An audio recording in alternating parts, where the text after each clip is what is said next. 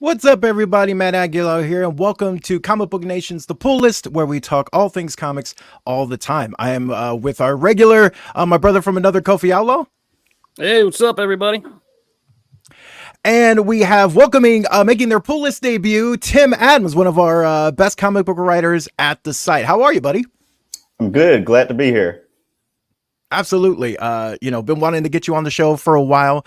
You're always in the comics mix. If you've been paying attention to comics on Comic Book, you have definitely read some of Tim's stuff. So thank you so much for jumping. You had a lot going on, so I appreciate it. Lots to get to, including like essentially the launch of a new universe. So lots to go into there. But let's start with a number one that is always going to get attention because it's Deadpool, and Deadpool number one is here from Cody Ziegler.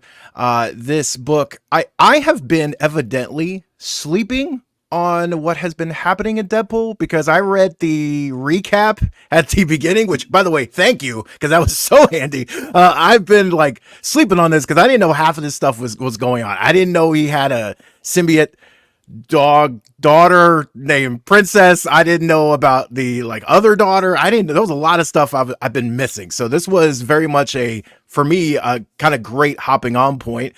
Doing what Deadpool does, but I think the additions of Princess, and also there's a backup story, not even a backup story, but kind of an epilogue at the end of what's happening with his other daughter, and all that family stuff, and like even his internal monologues throughout the issue kind of brought a level of investment that I haven't had in the character for like a really long time. The character is what the character is, right? Fun, bombastic. I've loved other runs, but like this was kind of getting into some stuff that we don't typically see from the character.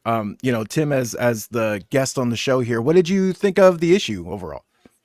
Yeah, I enjoyed it. I liked the dynamic between Deadpool and Princess. Just like you, I didn't realize that the symbiote that had busted through his chest in the previous run had turned into a symbiote dog and had been given a name and is now part of the Deadpool crew now. So that was enjoyable. And yes, it's seeing Deadpool sort of dive into his work and trying to forget his sorrows, along with the bloodshed and maiming that goes on, as we can see in the preview pages are up on the screen right now for the video watchers.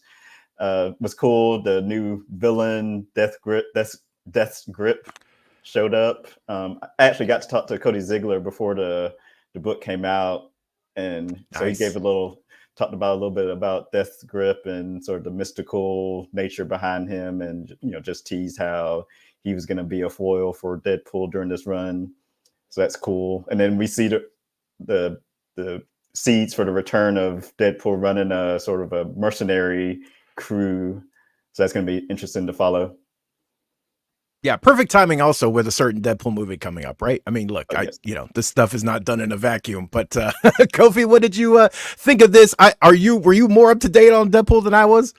Hell no. I was like, man, Deadpool has gotten weird when I opened it up. I had no idea that he had a symbiote in the chest. I mean, look, I don't want to bring down the pull list in any kind of way, but I think Deadpool is a character who's always worked for me better on the screen or as a supporting character in a book than it is it can be a lot to swallow to try to do an entire Deadpool issue, let alone a story arc, because the Deadpool shtick can get overwhelming in read. It's like Bizarro or the Demon or anything. It's like after a while, my brain gets a little bit, it gets overwhelmed sometimes with the Deadpoolness of it all when I'm trying to read all this. But so I was like, yeah, it's weird, but they've carved out this kind of synthesis. You can see, you can definitely see where the Deadpool movies have kind of come back and affected these comics.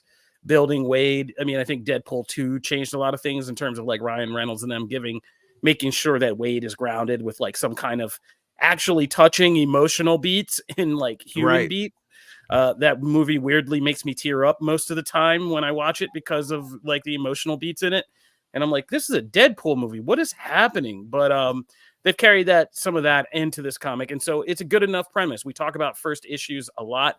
And this is as kind of kooky and off the wall and violent while funny and with a little bit of heart that you would expect from Deadpool. And I think this is a good place for anybody who's watched those movies to jump in and still be like, okay, what's happening? This is very comic booky, but this is the Deadpool like I kind of know. So it was kind of a mixed bag because I skimmed through it just to see, if there was any big reveals because Deadpool, when us cynical Right. people comic book, we got to make sure there's nothing big with Deadpool that we can make a head.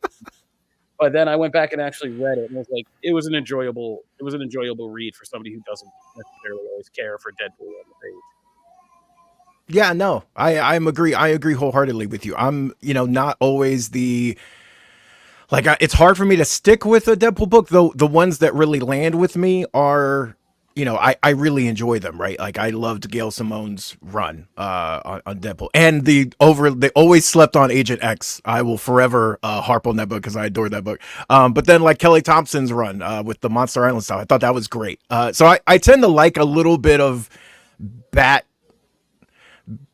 insane type of things, especially other characters like the Monster Island stuff. He had so many other interesting characters to bounce off of that it was fun, and kept the fourth wall shtick from just being like a one trick pony. And here, I like what they're doing so far because yes, we have all that stuff, but the family dynamic stuff and actually having a pensive and reflective Wade is super odd, but that's why I dug it. So yeah, I enjoyed this as a first issue. I think this is like a great hopping on point, and I did not see that coming. Let's move into a book though that me and Kofi kind of gushed about when it debuted because it kind of for us came out of nowhere a little bit. The Last Mermaid was one of those like debuts you just don't see coming, and then like, man, my God, like what a beautiful book. And the issue 2, it left on a great cliffhanger. So issue 2 thankfully kind of gets right to it. We don't get like some, hey, we're going to get back to that in a second type thing. And I, again, like there's, the dialogue that's here is, impactful, but it's not, overly cluttered. It leaves a lot of room to just look at the just gobsmacking visuals. I'm invested as much. Lottie is like, oh my God, like don't hurt Lottie. I'm already connected to these two characters. Like I need them not to be hurt in any kind of way. The tension kind of slowly builds, and there's a great reveal kind of towards the end, setting up a big hook for next issue. So I mean, there's no notes on this. I am still in on this. Kofi, how did you feel about the book? Yeah, this is my favorite debut so far of the year. Like nobody's touching this book. It's like this book is to comics what like Shogun is to TV right now. And I don't mean just because they're both Eastern influence. Let's just be clear what I'm saying here. Right. It's just that people are telling stories on a different level, and the creative production we're getting is on a different level. Like you said, this can be, I mean, you could have words in this and you don't necessarily need to. Like a good Denis Villeneuve movie, you don't necessarily need the dialogue. There's so much done visually here that it's impeccable, and it all is kind of edge of your seat, either with curiosity or concern about what's going on at every single second. There's not a panel, oh, that's wasted. There's not a beat that's wasted. And it's just so simple, but hints at so much more complexity. And so, like you said, you're concerned about the mermaid, you're concerned about Lottie, and you're concerned about even the mech suit that, that making sure that it even sustains. Because when it was sinking to the bottom of a lake in this, I was like, what about the suit? Like you gotta still take care of your mech suit. But there's so many questions raised about how did we get here? What happened to this world? How is it that we're tracking these like water sources and these other things? Now we have even bigger questions about what's going on and what's living down in this water, and like what the environment even is of this world. We've literally built out like a couple strips of land so far. So This is just next level storytelling, and there's very little that's kind of touching this, from the artwork to the way the story is being executed to just creating a new character and potential brand, because this world can grow into so many things from here. And so, oh my God. Yeah. And already the artwork for the next one, the cover already has an image that's like, okay, where are we going now? Like, let's go. Like, I gotta know who this is. Who is this ninja looking mofo? Like, I'm already like, yeah. So nothing's touching this. This is my favorite new comic series so far this year. Tim, what did you think of the first issue, number one, and then also going into this? Are you been keeping up with the series?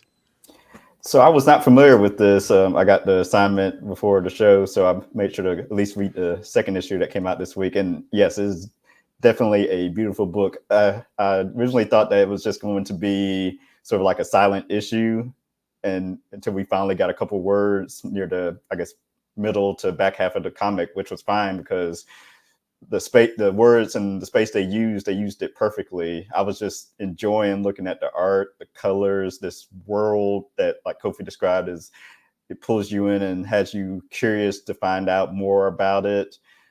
Lottie and the mermaid, seeing their interaction and bond was cute, and the mech suit, you're watching them repair it and getting it back functional, working again, was great to see. The surprise at the end leaves you curious again to see what's going to happen in the next issue.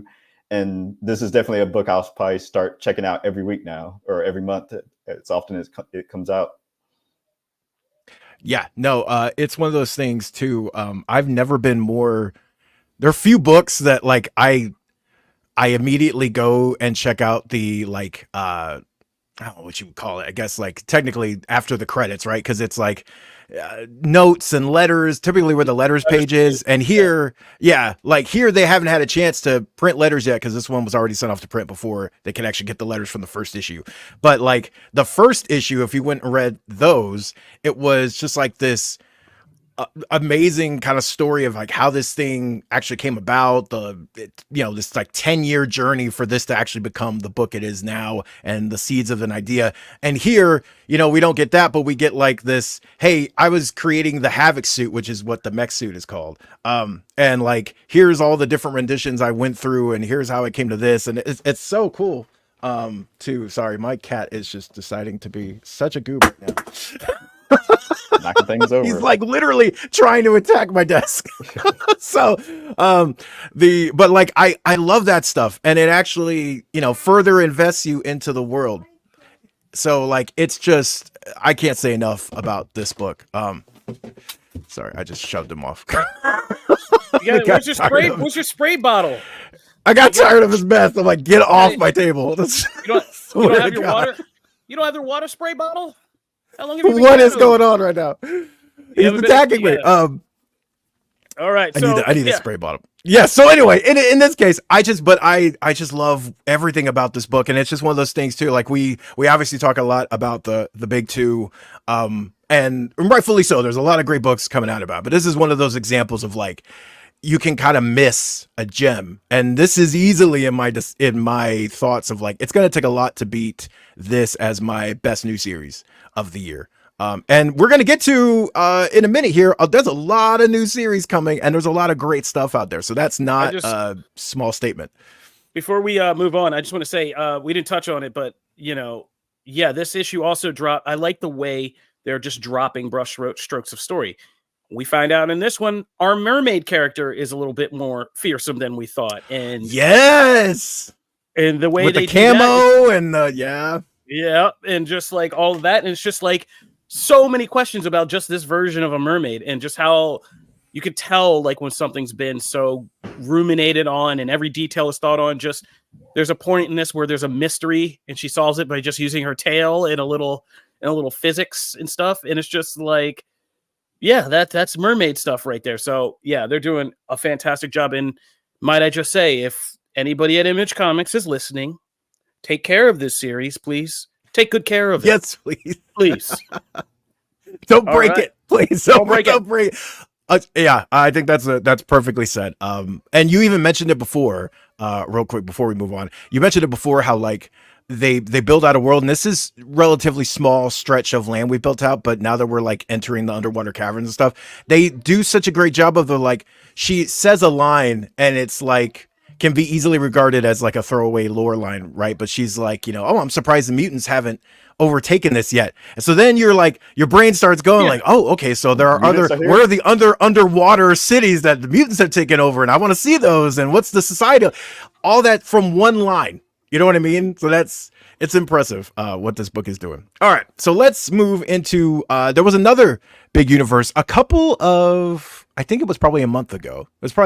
We covered the Ghost Machine big kind of launch issue, which was essentially like a bunch of prelude style stories to, hey, here's all our ongoing books, here's a bunch of characters, the story kind of connected here and there, and here's a taste of the universe that's coming. And so this week 3 of those books are rolling out, and we're going to get into Rook Exodus, which is kind of the space side, and then we'll get into Redcoat as well. For Rook Exodus, Tim, I know you handled the review on this. What do you think of kind of the like Ghost Machine idea overall? And then also, what did you think of this? Because I have some thoughts too. I'm always a fan of seeing big time creators branching off and doing their own thing. Of course, we always enjoy reading their stories and watching their art on big 2 books, but when they sort of come together to try to start their own thing, it always gets my eyebrows raised, and I'm always curious to see how it's going to turn out. So Rook Exodus, definitely Jason Fabok, one of the premier artists working today in comics, and he sort of works so infrequently that just seeing him in a monthly book again, it's like, oh, okay, I need to keep an eye on this and check it out. So a lot of beautiful pages in Rook, seeing the background of this planet and how it's been deserted, and how him along with these other wardens are sort of living there, working together, trying to find their way off the planet. I'm curious about finding out or learning new wardens, who else is still left on Exodus, more of the background and Rook's past on Earth before he left and got on Exodus. We see a little bit of that here. So definitely a lot to like and to look forward to seeing as it keeps going. Yeah, you weren't kidding, man. Jason's work is just gorgeous on this. There's some sequences, and it leans into, right, this is a harsh place, so to get an artist that can tackle those kind of bigger brutal scenes, there's one towards the end that is especially lethal in ways, and the characters make an impact. But it's also like they're doing a lot here, right? Because Exodus is the name of the planet that they're stuck on, and it's this whole like idea of this planet that essentially we sought out to make another Earth, and so we had the tech to do that and essentially take control of the animals living on the planet to like essentially help us build things up and do what we wanted, and progress agriculture, all those kinds of things. But now it was kind of like we used it up to a degree, and so they left, but then there's still people left on this planet as that tech that allowed you to control ravens or control, boars and things like that is fading. And so now we've got these people who are wardens. It's a really interesting idea, and a couple really interesting ideas around the characters themselves and around the world. And so I found myself like very much, I wasn't as intrigued necessarily by stepping, because there's some stuff here where we gotta get flashbacks, and I wasn't like as interested in that, because like I think they did a good job of summarizing how we got here, so I don't necessarily need to see how that played out. But for the where we are now in the present, I think this book made a big statement. Jeff Johns is obviously writing this one, Brad Anderson coloring, and Rob Lee lettering. So I mean, there's some big talent involved in this. The same goes. Kofi, did you have a chance to read the Ghost Machine books before I move on? I didn't want to leave you out. I didn't think so, but I just wanted to make sure. Nah, I got too much to do, Bill guy. Okay, no worries. I just didn't want to leave you out. The other one for me, the one I was looking forward to most when that initial 0 issue, I believe it was, debuted, was Redcoat, because I'm a sucker for history. I love like that that like anything to do with, you know, like the Paul Revere and like all that stuff that this story is very much centered in, George Washington, all that stuff, right? Uh, is like right up my alley. So I was very curious to see what they would do with this. By the way, these books are like long. These were like, Exodus was like 50 something pages, 60, but like some of that's like after stuff, you know, but like it was 50 something pages, and Redcoat was like 50 something pages. So you get a lot here. Redcoat does an amazing job of setting you, like letting you get to know Simon Pure, which is the lead character here. Essentially, he is a former Redcoat. And then pretty early on, it is established, I won't spoil how, because I think it's humorous, but how he essentially gets to kind of keep living life. And the way, then you're just following him throughout his misadventures and meeting people. And like he meets some people later on in this book that I'm like, huh? Like that's he throws some curveballs at you. I love when people play with history. I'm a huge fan of like the Assassin's Creed games. So the fact that like, you know, Leonardo da Vinci was your armorer always made me smile. Like there's stuff like that I love. And this book plays directly with that. And then also taps into like, okay, when the, you know, like the colonists and stuff and Native American culture and things like that, all that, you know, when that collision happened, the idea of some of the more playing with some of the more mystical elements and then dabbing into powers and magic and that stuff and adding that in the supernatural stuff is also fun for me. So I really dug this. I'm going to stick with this because I was probably going to stick with it anyway. But now after reading the first issue, like I'm very much hooked. Tim, did you have a chance to check this one out or no? I did not get a chance for Redcoat. I did look at Geiger because I did read the Ghost Machine #1 shot that came out however many months ago. Geiger is cool. If I were to like compare, I'd probably like Rook more than Geiger, just because the Geiger story seems sort of, I don't want to call it basic, but it's like, hey, here's a radioactive man patrolling this wasteland, and he meets a couple of interesting characters along the way. The world of Exodus, which doesn't take place in this unnamed universe, it's sort of separate. Like Geiger and Redcoat are in that unnamed universe with some other characters that we're going to meet in some future Ghost Machine books, but like Rook is off on its own. And I just liked that setup a little bit more than Geiger. But I will say Geiger, again, is still an interesting premise with this war that broke out. And we haven't found out what caused this war. But it may be a case of, like you said, with Rook, where what happened in the past isn't as important as what's happening now and this future present that the story takes place in.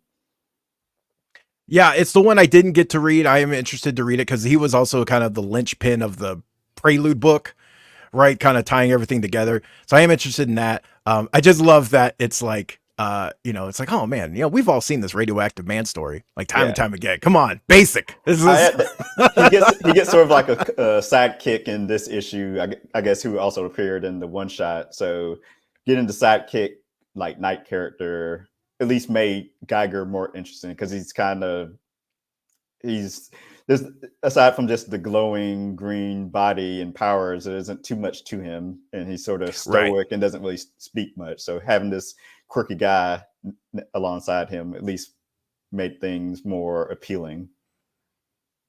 Now, Kofi, what is not stoic and never is Birds of Prey. As a series we've been loving. What did you think of 8? Because we get a new member of the team kind of jumping in the mix in Vixen. What did you think about this one? Kelly Thompson is still executing at a high level with this next story arc. I love how this first story arc flowed into the second one kind of seamlessly, and it's all centered around Batgirl. And this issue was everything I love about this series. It was weird.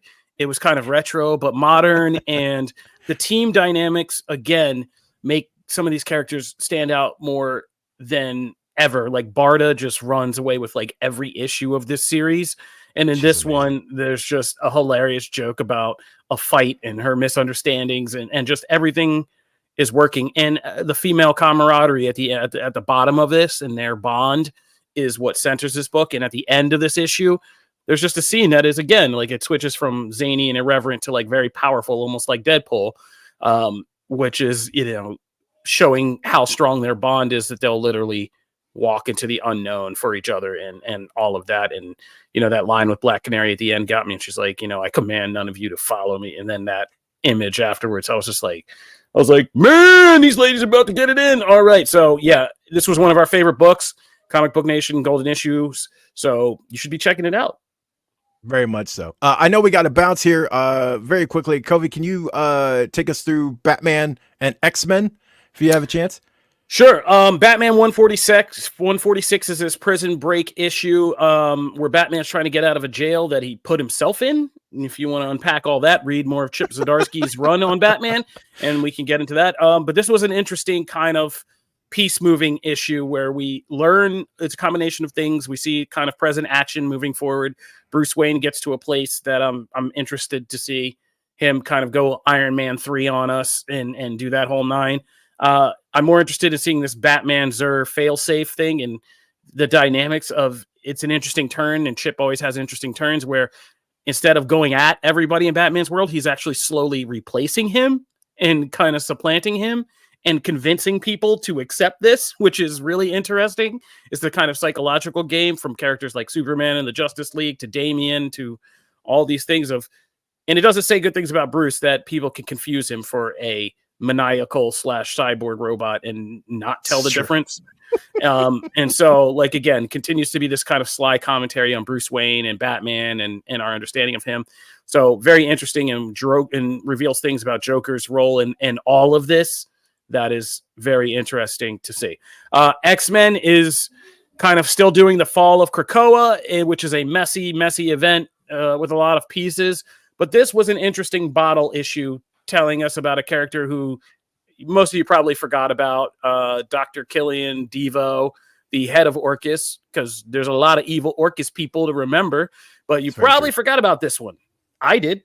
But it has Dr. Doom's Latverian and X-Men, which, right up there with the Araco mutants are some of the best things to come out of this whole Krakoa era. It's just, and seeing them get to shine in this issue is great. So it's a simple X-Men versus villain fight.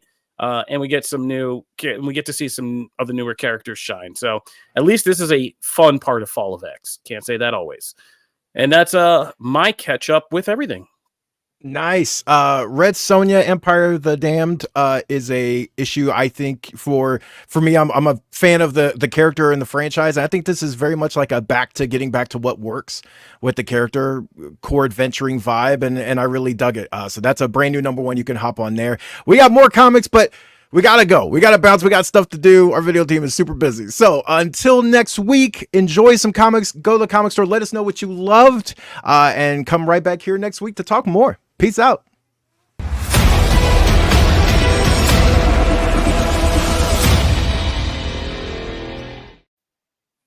Deuces.